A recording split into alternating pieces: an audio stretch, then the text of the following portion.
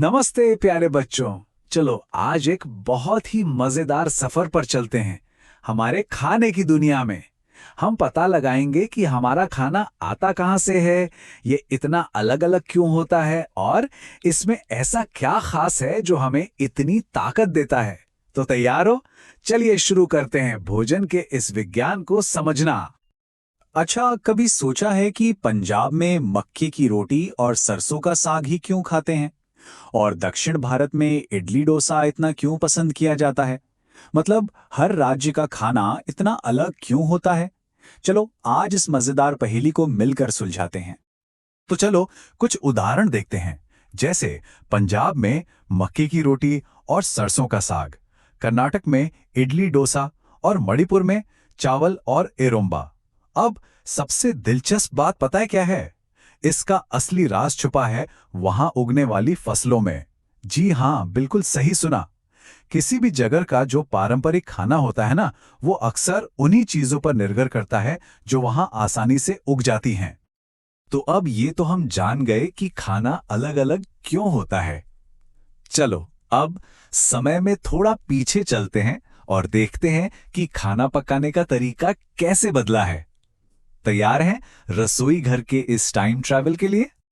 ये देखो, खाना पकाने का तरीका वक्त के साथ कितना बदल गया है। पहले के जमाने में हमारी दादियां नानियां ऐसे लकड़ी वाले मिट्टी के चूल्हे पर खाना बनाती थीं। लेकिन आज ज्यादातर घरों में मॉडर्न गैस स्टोव का इस्तेमाल होता है। कितना बड़ा और कितना आरामदायक बदलाव है ना? और ये देखो, पहले मसालों को हाथ से ऐसे सिलबट्टे पर पीसा जाता था। इसमें बहुत मेहनत और समय भी लगता था। और अब तो बस एक बटन दबाया और इलेक्ट्रिक ग्राइंडर मिनटों में सारा काम कर देता है। सच में टेक्नोलॉजी ने हमारे किचन को कितना आसान बना दिया है। अच्छा, खाना तो हम सब रोज खाते हैं, पर क्या हम ये जानते हैं कि हमारे खाने में ना कुछ छुपे हुए हीरो होते हैं? जी हाँ, ऐसे हीरो जिनके पास सुपर पावर्स होती हैं और यही हमारे शरीर को मजबूत और स्वस्थ बनाते हैं। और पता है इन छुपे हुए हीरोज का वैज्ञानिक नाम क्या है? इन्हें कहते हैं पोषक तत्व, यानी कि न्यूट्रिएंट्स। यही वो खास चीजें हैं जो हमारे खाने को पौष्टिक बनाती हैं और हमारे शरीर को सही ढंग से काम करने में मदद करती हैं।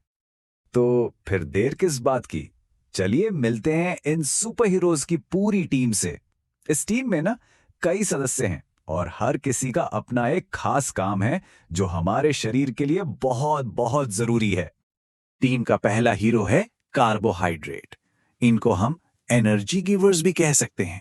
देखो, जैसे गाड़ी को चलने के लिए पेट्रोल चाहिए ना, बिल्कुल वैसे ही हमारे शरीर को दौड़ने, खेलने और यहां तक कि पढ़ने के लिए जो तुरंत एनर्जी मिलती है, वो कार्बोहाइड्रेट से ही मिलती है। और ये एनर्जी हमें मिलती कहाँ से है? ये मिलती है गेहूं की रोटी से, चावल से, आलू, केले और गन्ने जैसी चीजों से। तो अगली बार जब भी खेल कूद कर थकान महसूस होना, तो समझ जाना कि आपके एनर्जी गिवर्स को रिचार्ज करने का टाइम हो गया है।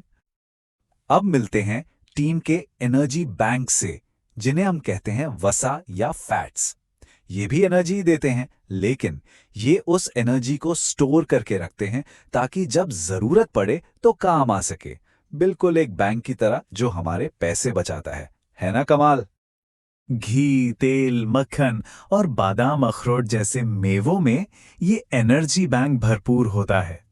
शायद यही वजह है कि सर्दियों में हमारी दादियां हमें मेवों के लड्डू खिलाती हैं, ताकि शरीर भी गर्म रहे और एनर्जी भी जमा रहे। और अब मिलिए टीम की बॉडी बिल्डर्स से, यानी कि प्रोटीन। अच्छा सोचो, एक बिल्डर क्या करता है? वो इमारत बनाता है, उसकी मरम्मत करता है ना? ठीक बिल्कुल वैसे ही प्रोटीन हमारे शरीर को बड़ा होने में और कहीं चोट लग जाए तो उसे ठीक करने में, मतलब रिपेयर करने में मदद करता है। दालें, पनीर, दूध, अंडा और सोयाबीन, ये सब प्रोटीन के बेहतरीन स्रोत हैं। इसीलिए तो सब कहते हैं कि बढ़ते हुए बच्चों को दाल और दूध रोज पीना चाहिए ताकि वो लंबे और मजबूत बने। हमारी सुपर हीरो टीम में प्रोटेक्टिव शील्ड्स भी हैं, यानी कि विटामिन्स और मिनरल्स। इनका काम है हमें बीमारियों से बचाना। जैसे कि विटामिन ए हमारी आंखों के लिए अच्छा है, विटामिन सी हमें रोगों से लड़ने की ताकत देता है और विटामिन डी वो हमारी हड्डियों को मजबूत बनाता है। लेकिन जरा सोचो, क्या होगा अगर हमारे शरीर को इनमें से कोई सुपर हीरो सही मात्रा में मिले ही नहीं? मतलब क्या होगा जब ये हीरो हमारी थाली से ही गायब हो जाए? चलो इसके लिए एक कहानी सुनाता हूं। बहुत समय पहले की बात है। जो नाविक लंबी लंबी समुद्री यात्रा पर जाते थे ना, उनके मसूड़ों से खून आने लगता था। फिर एक डॉक्टर ने ध्यान दिया कि जो नाविक नींबू और संतरे जैसे खट्टे फल खाते थे, अरे वो तो जल्दी ठीक हो गए।